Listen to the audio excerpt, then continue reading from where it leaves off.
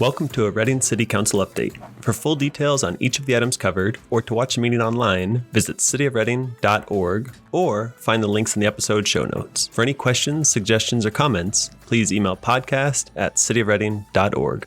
Good morning. This is Kim Niemer, your Community Services Director with the City of Reading.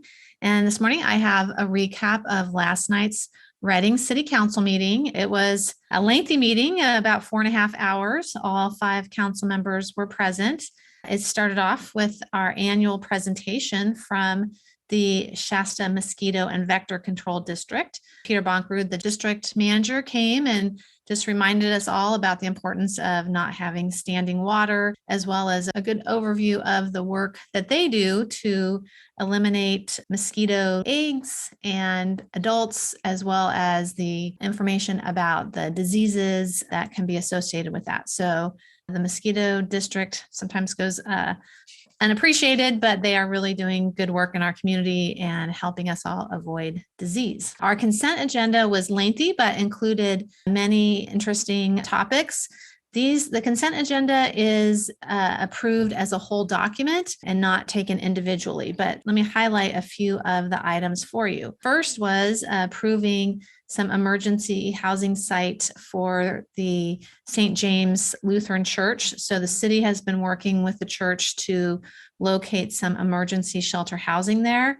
And as that work continues, they have an agreement with conditions and the council approved that moving forward. They also approved a new contract with the Shasta Economic Development Corporation. That is the organization that works on behalf of the whole county, but especially the city, trying to recruit businesses. They've been instrumental in getting more air flights to Reading and other things to promote Shasta County as a place to do business. We also heard from the electric utility that due to the drought and other conditions, that the cost of buying power has gone up for them. So they have requested $2.5 million increase to their power supply budget.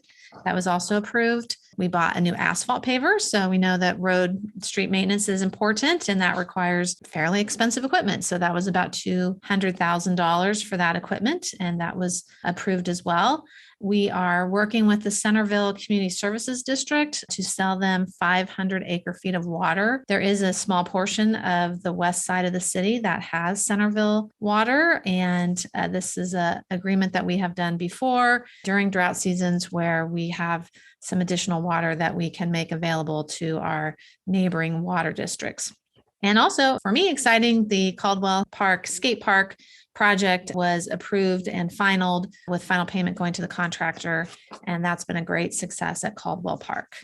Some of the other items that we have, you can find on the consent agenda, but I'm going to move now to the public hearings. So it was the date for our annual review of fees and fee schedule. And the city council looks at that every year. And those fees have to tie out to the cost of service. And this year we had many of them are tied also to inflationary numbers. And so the inflation CCI, Construction Cost Index, and the CPI, Cost Price Index, both of them are higher than normal. So both of them were in excess of 8%. So the finance department alerted the city council to that, as well as other minor adjustments to the fee schedule.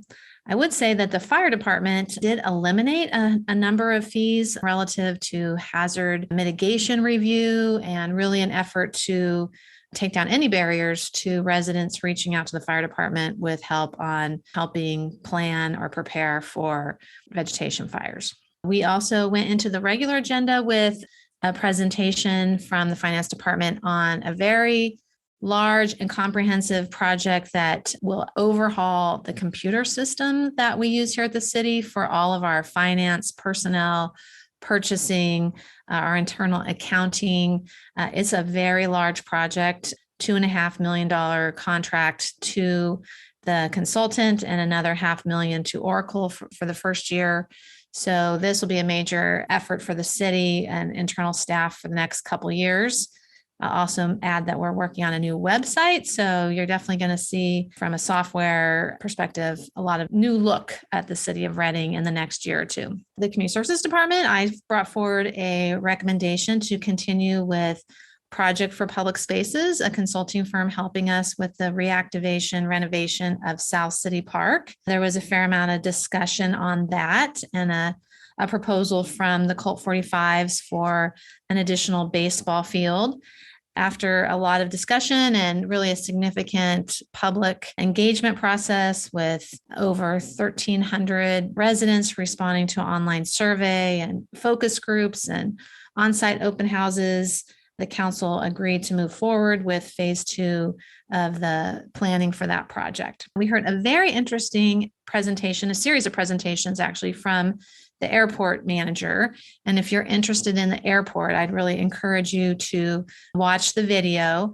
They were showing some very impressive details about the increased passenger enplanements and really a really positive good news story about the Reading Airport and the increased traffic, and really now needing to plan for the physical plant to accommodate the greater number of passengers and flights.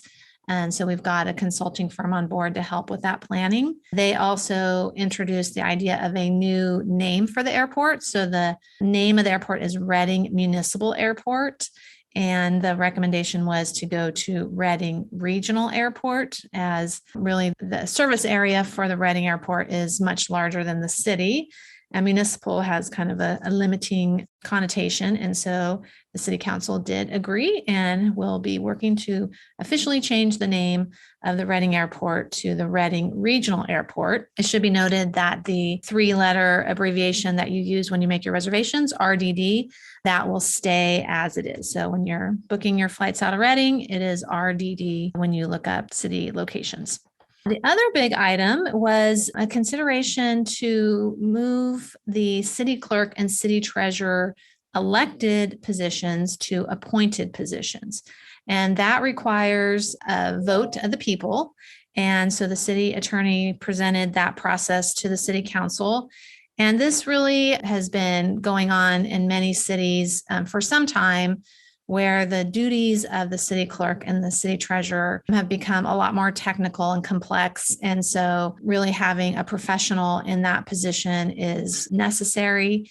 And so this way, it would also enable us to recruit qualified candidates who don't live in the city, who may not want to run for election, but have all the skills necessary and maybe more to hold the position, would be eligible as an appointed position, similar to the other department directors at the city of Reading. So as I mentioned, that does require an election. And so with this action, approving this, that it will go to the county with a request that the election be held on November 8th of this year.